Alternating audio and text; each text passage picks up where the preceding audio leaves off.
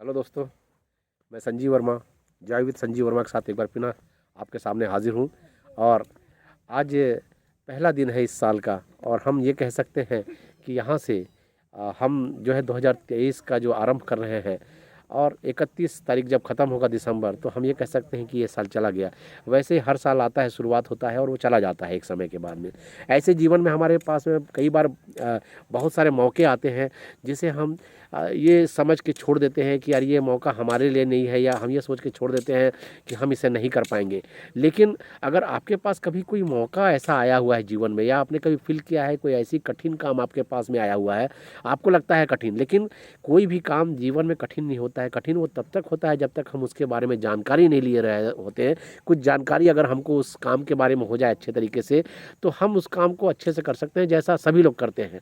जैसे कि आप सोच सकते हैं कि जैसे एक सामान्य सा साइकिल चलाने की बात करें या किसी गाड़ी को चलाने की बात करें, जब तक आप उस गाड़ी को चला नहीं पाते हैं तब तक आपको कठिन लगता है। लेकिन वही जब आप जान जाते हैं कि कैसे इस गाड़ी को चलाना है, तो आप घाट पहाड़ हो या फिर कितनी भी व्यस्त रास्ता हो, वहाँ से उस गाड़ी को बहुत ही अच्छे तरीके से चला के जाते हैं।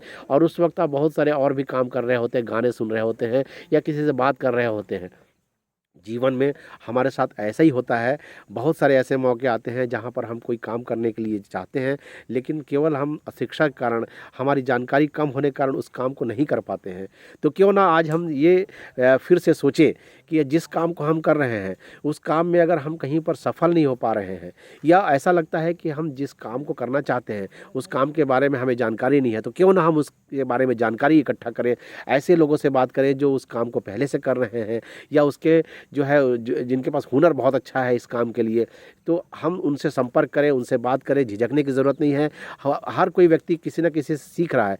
कोई व्यक्ति जो है ना बिल्कुल सीख के पेट से नहीं आया हुआ है माँ के।